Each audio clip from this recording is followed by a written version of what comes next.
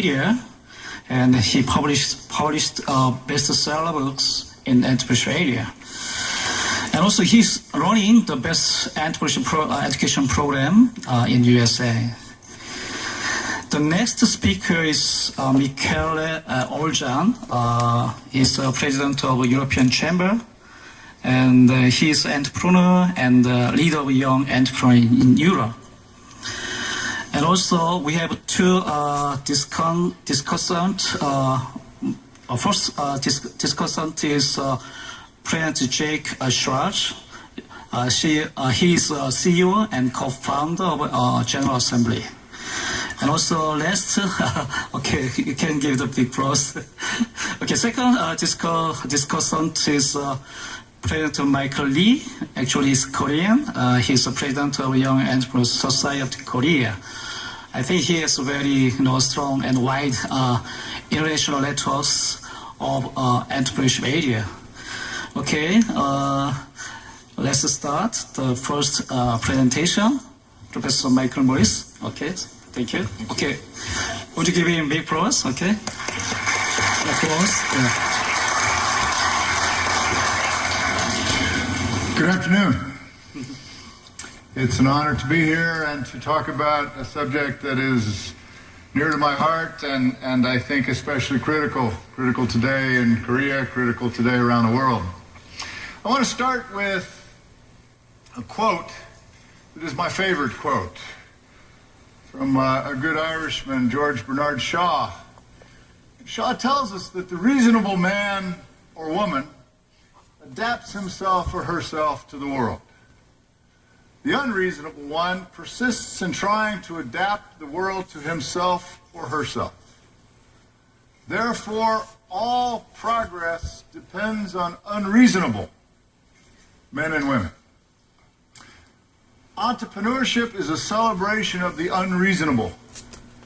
It is the man or woman who will challenge convention, who will think differently. And this is the challenge in our educational programs today, because our educational programs teach people to think reasonably, teach logic. And that's important, to be logical, to be systematic, to be reasonable. But we must put much more emphasis on the unreasonable, on challenging convention. In fact, the way I like to think of entrepreneurship is where unreasonable meets discipline, and how we combine the two to make a better world. We're in the midst of literally, the 21st century is the entrepreneurial century. We are in the midst of an entrepreneurial revolution, a time where the world is being changed by one venture at a time. In my country alone, there are 1 million new ventures each year. They create 80% of the new jobs. The rate at which new products and services are being introduced has never been higher in history. The rate at which patents are being issued, our patent office is 2 years behind. The rate at which wealth is being created. And it's a democratic revolution. Women are starting ventures at a faster rate than society at large. Minorities are starting ventures at a faster rate. And more critically, in America, entrepreneurship has always been our secret sauce, our DNA, our difference. Not anymore. Entrepreneurship is a global revolution, and in fact, the U.S. is falling behind in terms of this global revolution.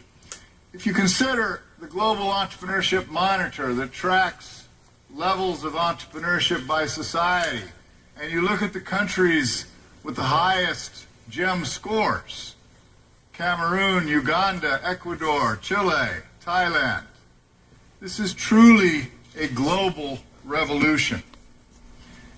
It is a time then of more choice, more innovation, more technological change, more opportunity, more possibility.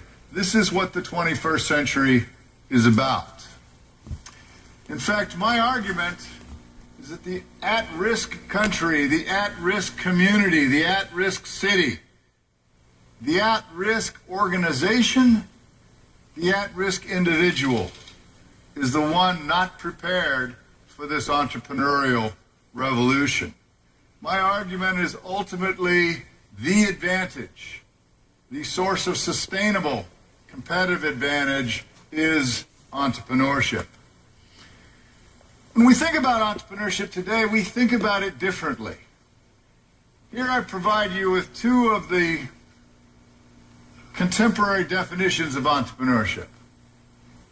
The process of creating value through unique resource combinations to exploit opportunity. Think about that definition for a moment.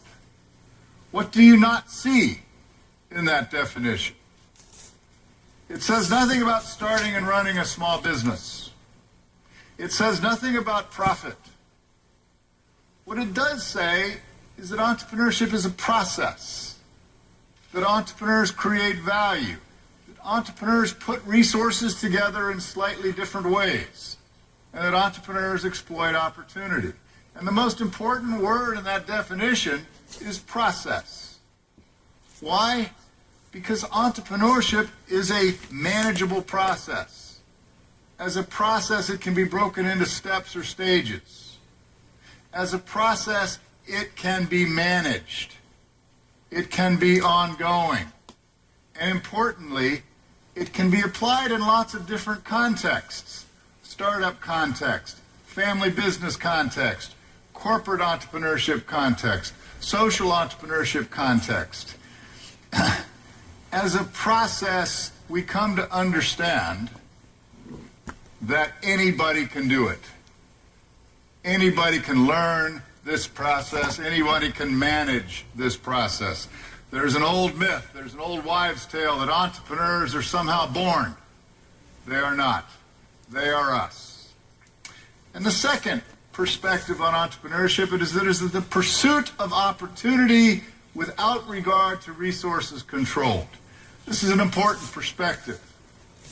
Entrepreneurship is not about the rich man or the person with the bigger bank account. It is about the person who can leverage resources, bootstrap, engage in guerrilla behavior.